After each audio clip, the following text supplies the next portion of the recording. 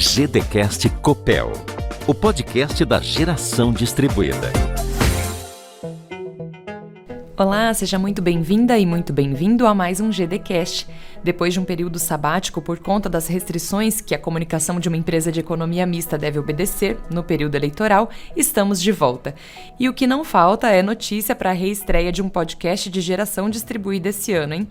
Uma delas diz respeito à contagem regressiva que está em andamento para a entrada em vigor das novas regras de compensação da energia gerada pelos consumidores. Elas passam a valer a partir de janeiro de 2023 e, para comentar essa mudança de cenário no mercado de energia solar, está conosco a representante da Associação Brasileira de Energia Solar Fotovoltaica no Paraná, a Liciane Ribeiro. Bom, Liciane, eu gostaria de começar te perguntando como que a Absolar avalia a formatação final a que se chegou depois de tantas discussões, né, em torno da Lei 14.300, conhecida mais como o Marco Legal da Geração Distribuída.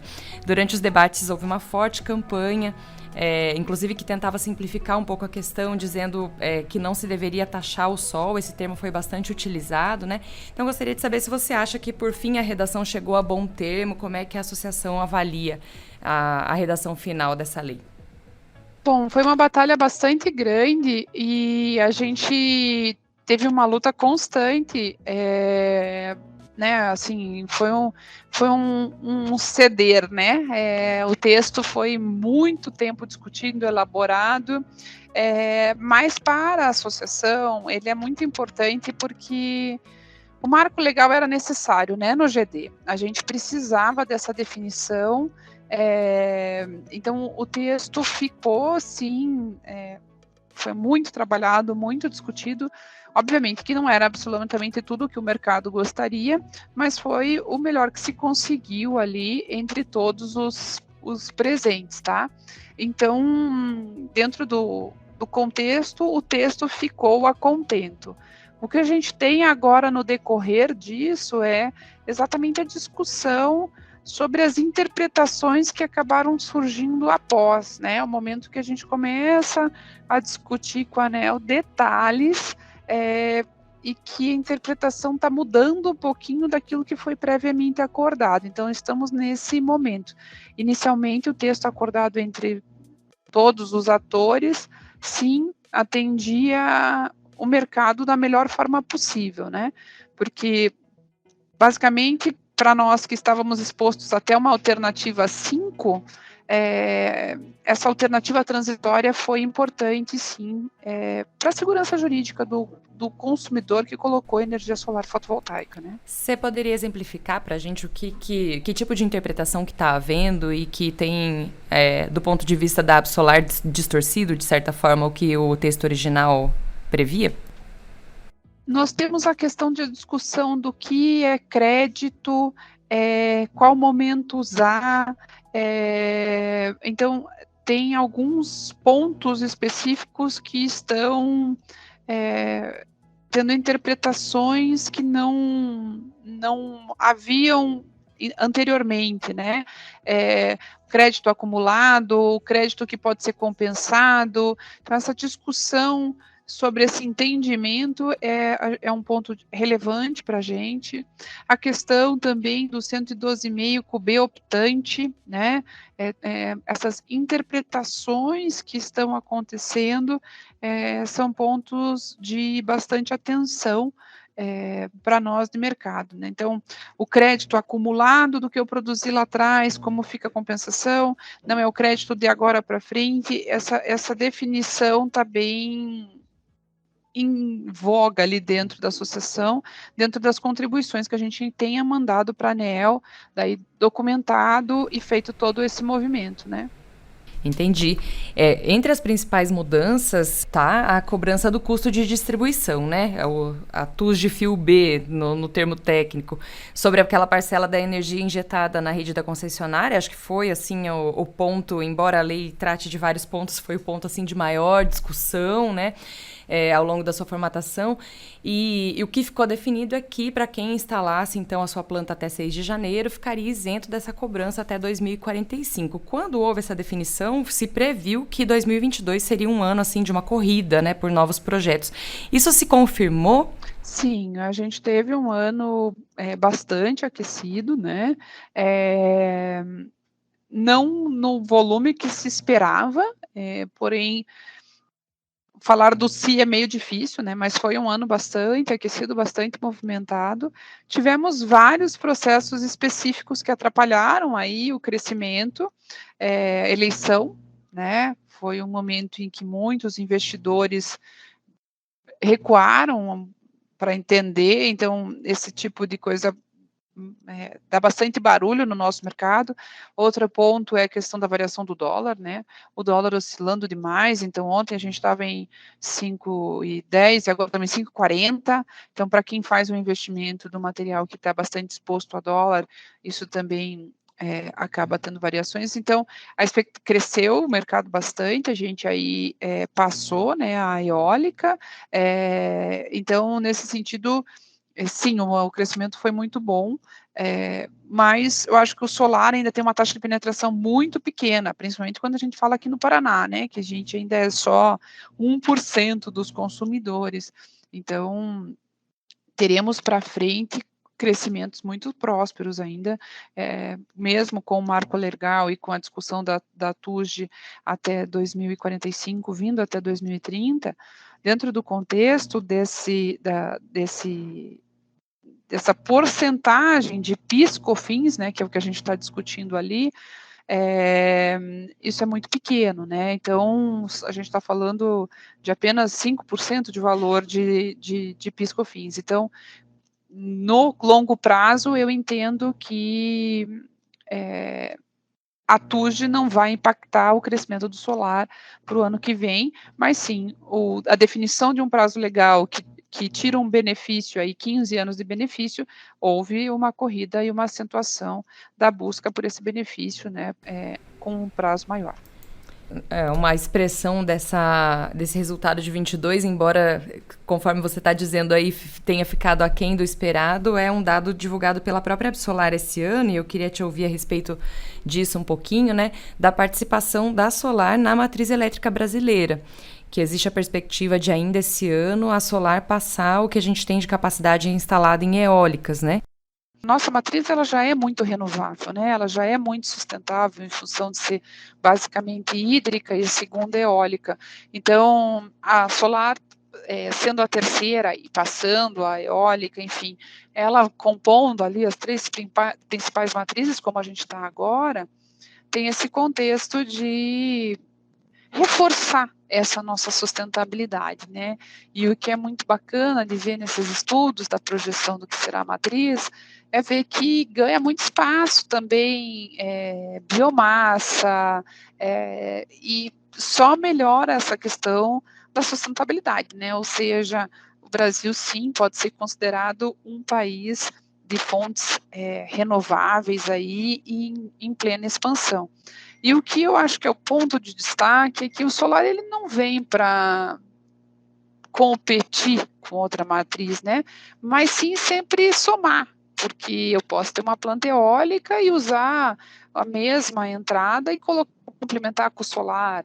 Eu posso ter uma planta hídrica e também usar reservatório, melhorar o nível da água e complemento com o solar.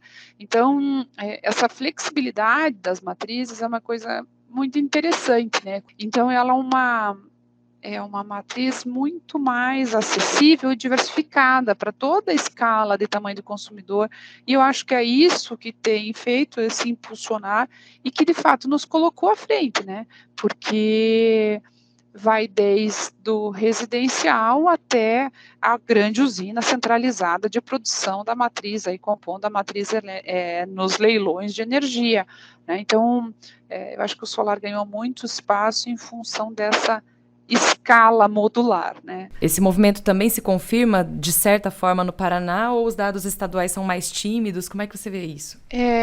A gente sofreu um pouquinho com a questão dos dados do Paraná, porque teve algum desencontro de informação em que o site da ANEEL não estava atualizado. Então, a gente começou o ano em 5º lugar, foi a 9º e em um mês recuperou, voltamos ao 4º lugar.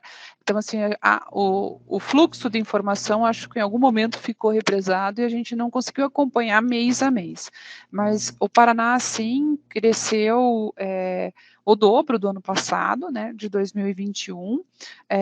Porém, se você fizer o acumulado ali, desde que fizemos a adesão do Confase em julho de 2018, quando entrou o prazo para não ter a cobrança do ICMS, né, dentro da tarifa de energia de quem é produtor solar, da TE, né, vamos falar especificamente, não da TUJ, porque da TUJ nunca isentou, a gente cresceu bem em 18, a gente cresceu bem em 19.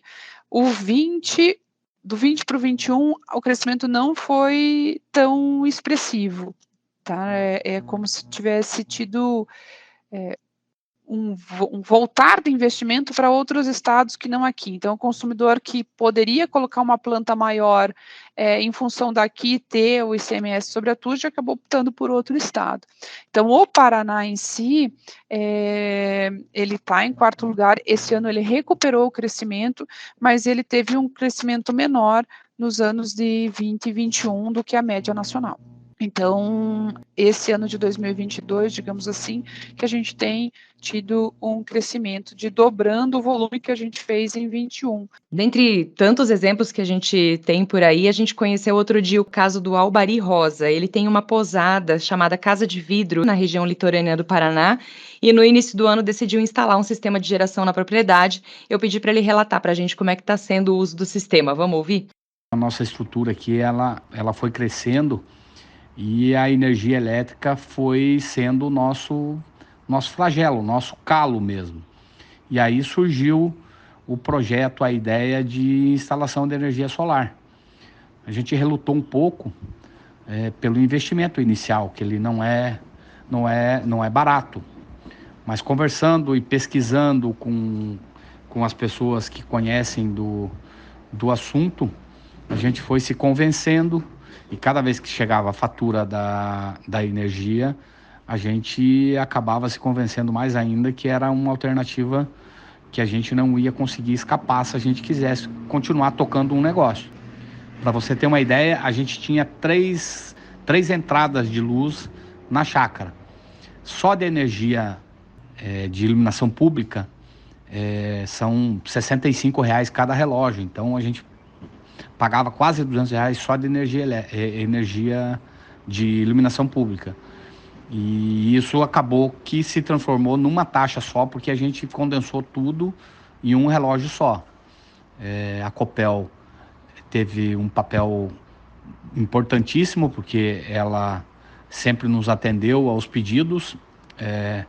O nosso equipamento aqui, ele chegou e foi instalado por uma empresa que trabalha no ramo. A gente contratou profissionais que trabalham com isso, que fizeram todo o processo, desde a parte documental, da parte legal, dos contatos com a própria Copel, com os profissionais, os eletricistas, e eles instalaram. E a gente começou a funcionar, a usufruir totalmente da energia solar na chácara a partir de março, que foi um processo bem rápido também. A gente decidiu lá no meados de janeiro, em março a coisa já estava operando, entendeu? Para você ter uma ideia, a nossa conta de luz, que girava em torno de R$1.000, R$1.200, hoje ela está em 130. Desses 130, tem que ainda perceber que 65 é de iluminação pública. Então a nossa conta baixou muito. Esse de março até esse momento que eu estou falando com vocês, que eu peguei a fatura aqui do mês de outubro, né, que é a fatura fechada que eu tenho, as nossas placas aqui, os nossos painéis, que são 24 painéis, colocado em cima de uma das casas, eles já produziram R$6.500 de energia. Então, investimentos lá de 50 mil que a gente fez, se a gente calcular que a gente vai fechar o ano aí perto de 8 mil, então a gente vai pagar essa estrutura com 6 anos. Uma matemática bem simplória, assim. Então tem final de semana que a gente chega a ter aqui na chácara perto de 60, 70 pessoas. E todas tomando banho. A gente tem algumas piscinas, a gente tem 3 piscinas. Isso também está também nos incentivando para agora, já depois de passado esse verão que está entrando agora, a gente climatizar as piscinas, fazer um aquecimento, porque a energia agora deixou de ser um flagelo para a gente. E a gente está bem feliz. E também eu tenho percebido que as pessoas cada vez mais estão se convencendo de que partir para esses projetos de energia limpa, até pela questão ambiental e a questão da preocupação com o mundo que a gente vive, também é muito importante.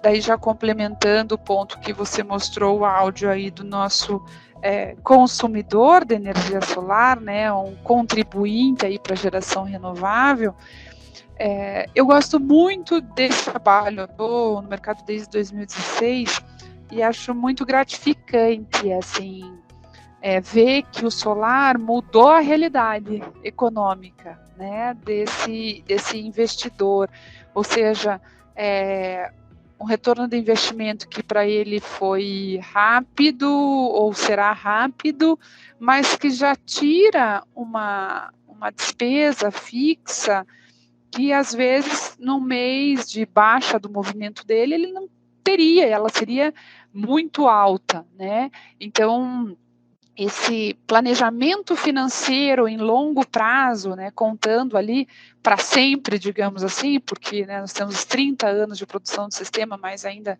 com 80% da sua potência, eu acho isso muito gostoso, da gente ver que a gente atinge um público que nunca pensou em energia, né, e eu tenho visto isso nesse movimento que a gente tem feito aí, principalmente no agronegócio.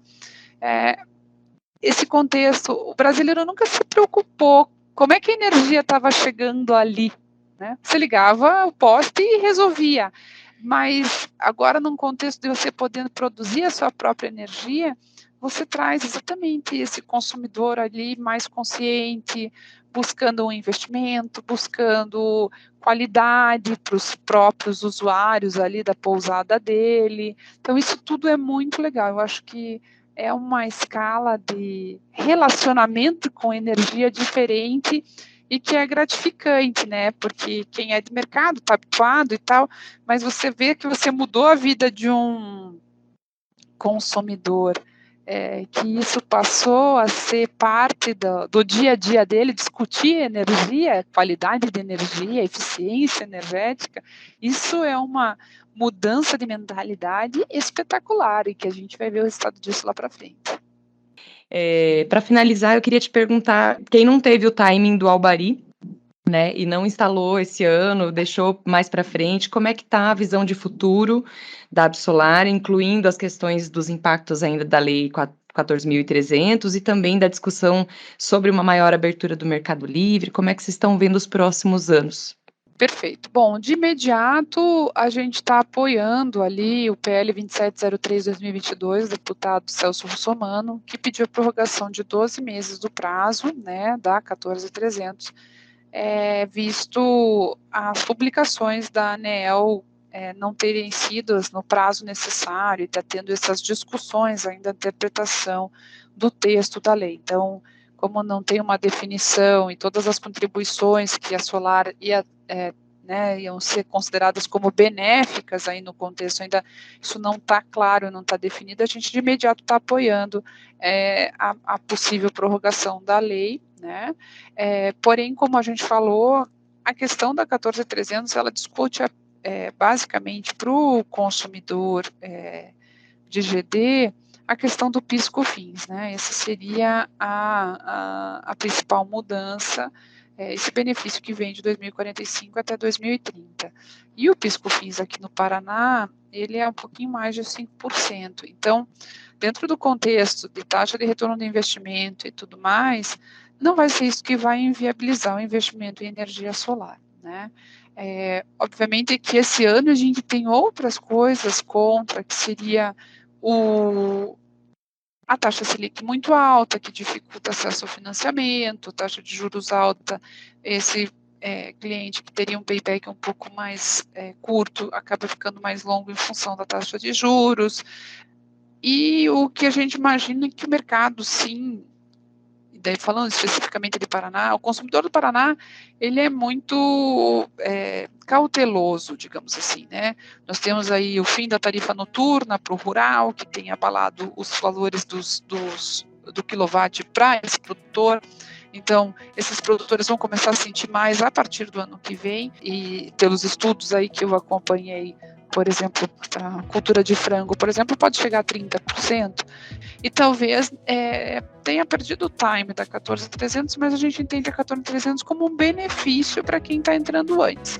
Os que entrarem depois não vai inviabilizar, e nós temos outras influentes nesse contexto, até o próprio aumento da energia previsto, né, provavelmente será maior do que essa incidência da TUG mesmo, do PIS/COFINS sobre a TUG, né?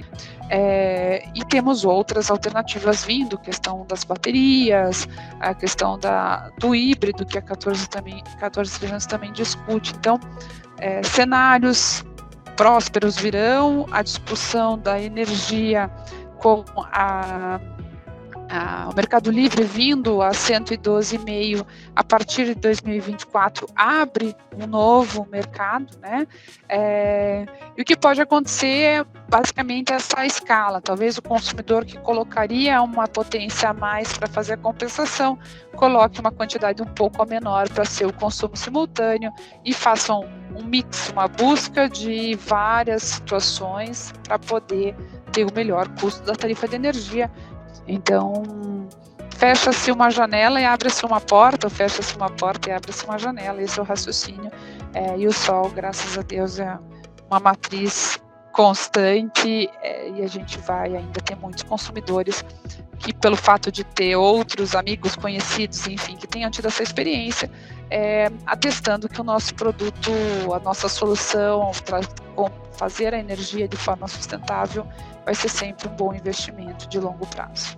Maravilha, Liciane. A ver, né, como é que vão ser os próximos passos. Eu agradeço muito, Liciane Ribeiro, coordenadora da Absolar no Paraná, por topar conversar aqui com o GDCast. Eu que agradeço, querida, pela oportunidade, me coloco à disposição de todos e desejo aos nossos ouvintes aí muito sucesso, que Deus abençoe, uma jornada muito iluminada e muito ensolarada. E antes de encerrar, você fica com as últimas notícias da geração distribuída. Um dos principais cartazes levados pelo Brasil para a reunião internacional sobre mudanças climáticas, a COP27, no Egito, foi o potencial de geração excedente de energias verdes. Representantes do Brasil procuraram dar destaque à nossa matriz elétrica, que tem 84% de fontes renováveis contra 27% da média mundial. Aliás, a soma da geração solar no Brasil já ultrapassou a potência instalada de Itaipu, que é a maior hidrelétrica em volume de geração no mundo.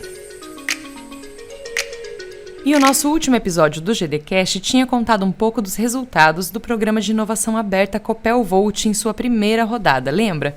Pois é, agora estão abertas as inscrições para a nova jornada do programa. Startups com experiência de mercado podem se inscrever até 21 de dezembro para propor soluções em 5 desafios que envolvem hidrogênio verde, mobilidade elétrica e relacionamento com clientes. Mais informações na página da Copel no LinkedIn e no site copelvolt.com. Obrigada pela sua companhia até aqui. Eu sou a Raquel Cagliari e este foi mais um GDCast.